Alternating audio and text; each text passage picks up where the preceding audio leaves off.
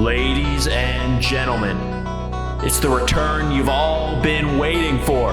The man, the myth, the LARPer, standing at a supposed 6 feet tall. We all know you're really 5'10", buddy. We see the height max in shoes. Making his long-awaited return to the poker tables after 169 days. It's the dropout himself.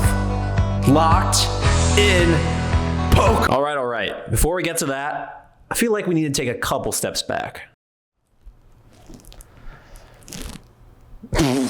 Hey guys, it's me, Locked in Poker. Remember me?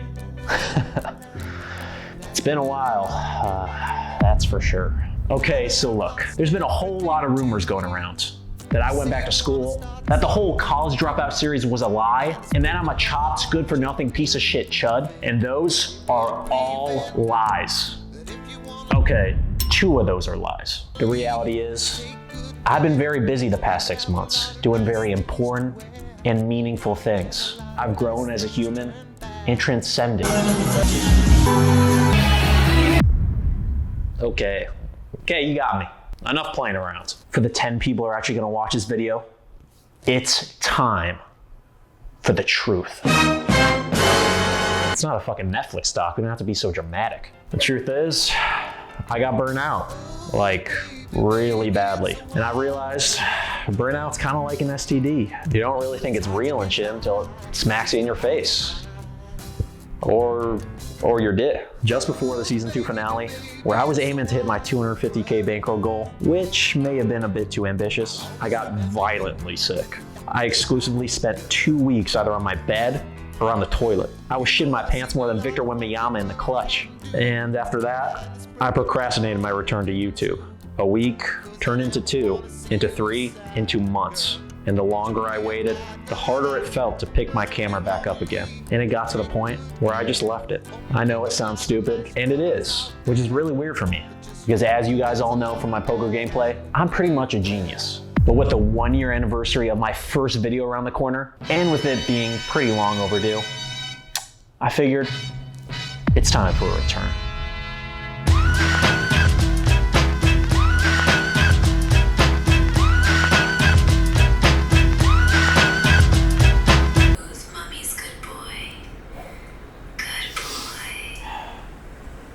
About to head to the casino for the first time in 6 months, might even be longer. During this time, I've been playing some online poker. That's how I've been continuing to bring in some income, but haven't played in person at all. So I'm honestly pretty nervous. Before this little 6-month hiatus, I've been playing pretty seriously for about 1.5, 2 years. So it feels weird getting back into the game after so long. But back in Miami, almost exactly 1 year later, returning back to the Hard Rock to play some poker. Doesn't get better than that. Let's head out. Jump around, jump around, jump up again.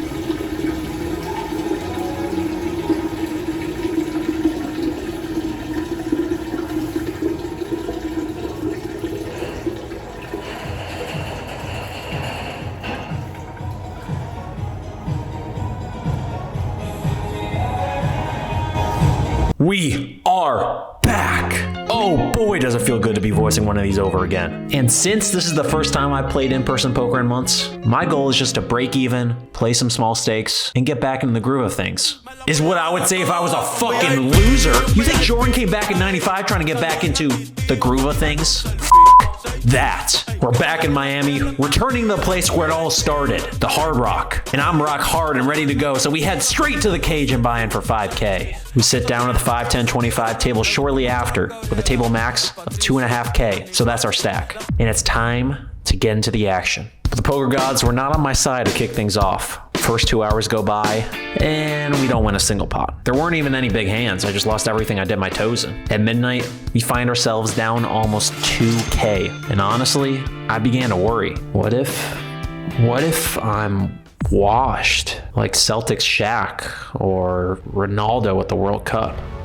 No, I've been down plenty of times, but unlike in the bedroom, I know I can get it up on the tables. My stack, that is. We add back in 2K to our stack, now in for a total of 4,500. And we finally get our first quick pot win with King Queen as we flop top pair and get 2 streets of value. We are finally on the board, gentlemen, and we carry our momentum into our first notable hand when we look down at Ace-7 offsuit in the $25 straddle and call a hijack open to 60. Flop comes a good one, 2-5-7, 2 spades, and we check and flow to the hijack, who immediately fires for 160. Normally, I check raise a bet from our opponent with this strong of a hand, but when he bets so large, I think calling is the only option, which is what we end up doing. The turn comes the queen of clubs, and we check to the hijack. This time, however, he shows caution as he checks. I'm very confused by his line thus far as we go to an 8 of hearts river. I debate block betting here, something like a quarter pot to try to extract value from more 7x or maybe even 5x, but decide to check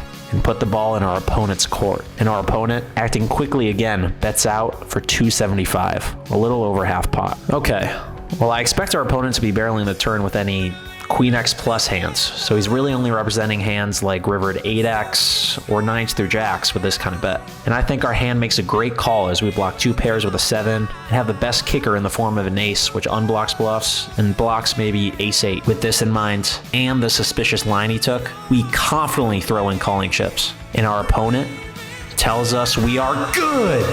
The dealer ships us the $1,000 pot. Not the biggest pot, but much needed for our confidence. Our stack jumps up to 3,300, only down 1,200 now. For the next hour, we're able to settle in and play some strong poker in a bunch of small pots, including this interesting 3-bet turn jam spot. In this hand, we open 9-7 of hearts in the cutoff and the button and big blind call. Flop comes 3-8-10, 1 heart. The big blind checks, and sandwich in between 2 opponents, I like to play almost pure checks. So despite having an open ender and a backdoor flush draw, we do opt to check, as does the button. Turn comes the queen of hearts, bringing us the flush draw. The big blind checks again, but this time we're not checking. We bet 150 before the button surprises me as he races to 400. Even weirder, the big blind now goes into the tank before eventually folding.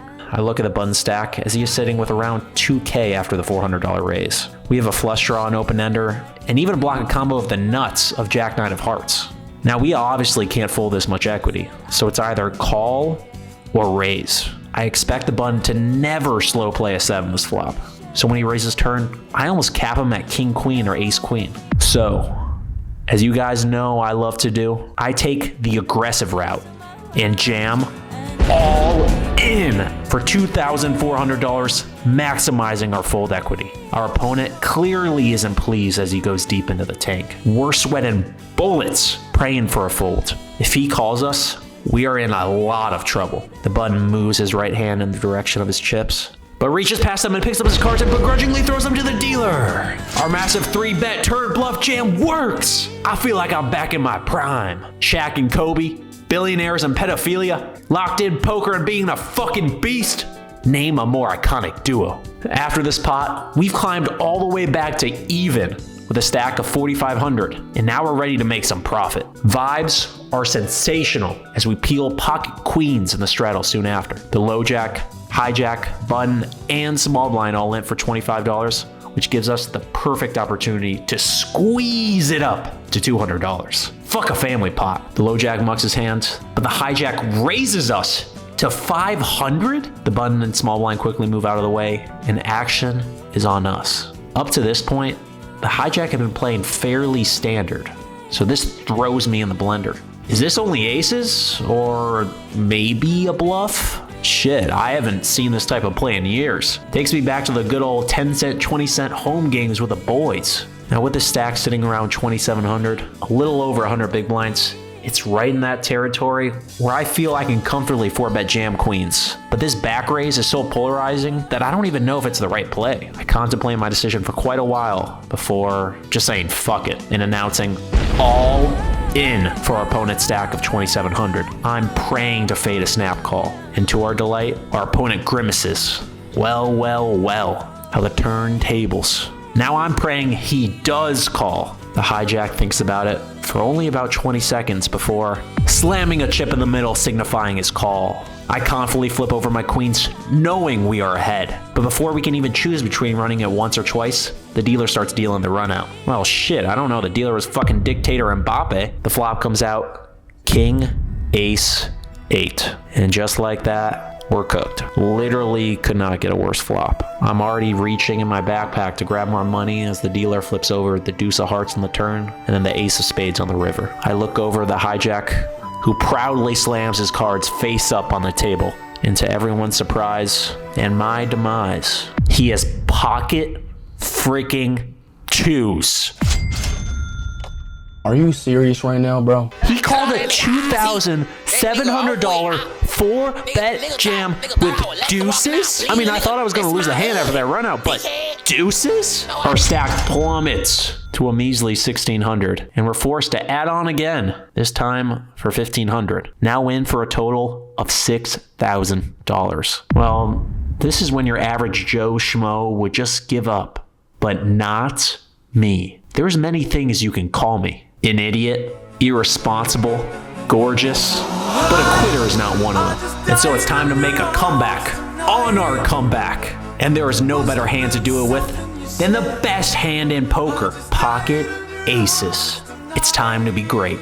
The cutoff opens to $60, and we 3-bet to 200. The small blinds, who, let's just say, is not the brightest tool in the shed, or the sharpest bull. Wait, how does that saying go again? Anyway, small blind decides to cold call, and the cutoff calls as well. We go 3 ways to an atrocious flop of 9-10 jack 2 spades. This board just absolutely smashes our opponent's ranges, and apparently the small blind agrees as he donks out for 500. Cutoff quickly folds, and we are in a brutal spot. I still think it is too early to fold our aces, especially against such a loose, fishy opponent, so we call, hoping to see a clean turn. And that is exactly what comes in my dreams. Now in reality, the turn comes the queen of diamonds, bringing in a 4-liner to a straight. If the flop was bad, the turn was badder.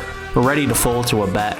Our opponent shocks us by checking. I don't know how we could be ahead, so I start thinking freaky, turning the best hand in poker into a bluff. Our opponent, he can't have kings or ace king since he only cold called us pre-flop. And since we can have all the combos of those, I make the bold decision to transition into a bluff and set up a river jam with a small bet of $500. But our opponent does not comply as he instantly raises me to 1,500, essentially putting me all in. We are forced to fold and give up the pot. Another 1,200 goes deep into the abyss. We end up getting moved tables to the main game around 2 a.m., but nothing crazy happens there until the table breaks at 4:30 a.m. We end up with a stack of $2,560. Didn't go great. Ended up down 4,600. Didn't play too well, but I don't think we really played bad. Yeah, it seemed like our opponents had it in a lot of weird spots. Much needed rest awaits since it is fucking 4 a.m. and I actually had my sleep schedule fixed, so now we're fucked.